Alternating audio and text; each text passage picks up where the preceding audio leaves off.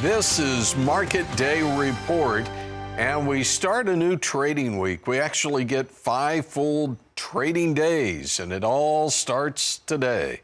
Let's start with the corn market in Chicago. It's in the red. December, 421 3/4, down a penny and a quarter. March is most active and has lost a little over a penny in trade this morning, 431 3/4.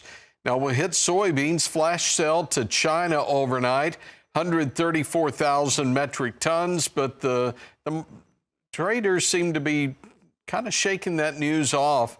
January down 5 3/4, 983 3/4. Deferreds are lower as well. Let's hit soy meal. It's lower here in trade this morning. And what about soy oil? Yeah, we are seeing December and January tick higher while March is unchanged. Now to the wheat market. Let's start in Chicago with the July.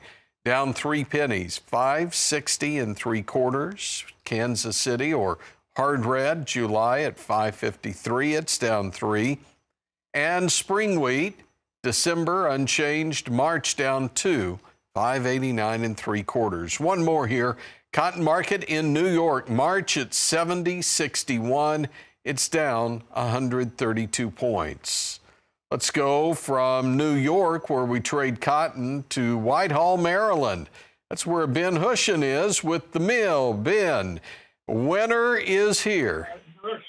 Good morning, Tony. Yes, winter rolled in Saturday morning in our community. We were down in the upper teens, and probably the story for our community is we're going to stay there.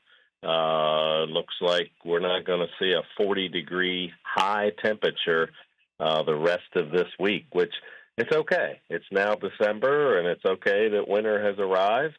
One of the things, if you remember, a couple weeks ago, I shared we finally broke our long dry spell, had about a half inch of rain. So now with this cold snap, Tony, at the end of this, certainly later on this winter, we're certainly going to have to look at our wheat crops. A lot of that had barely germinated or didn't have a whole lot of growth on it. And now we've caught this cold weather. Would prefer to have had a couple inches of snow before it came, but we'll see. Time will tell, as they say. And then one more harvest to mention, Tony. White-tailed deer hunting season began Saturday. Of course, with pretty much all the crops in out of the fields, that's a significant activity for farmers in Maryland and Pennsylvania. With certainly they put the deer that they harvest in the freezer, but also helps them reduce crop damage next spring.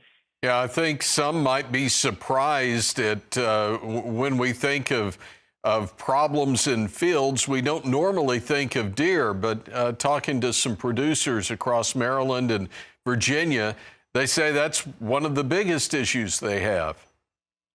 There is. There are farms in our community who have taken fields or certain high-pressure farms and put them into grain sorghum. Stop trying to grow corn and beans, because literally they will graze 4, 5, 10 acres of soybeans clear to the ground, and all you'll have is a stem sometimes.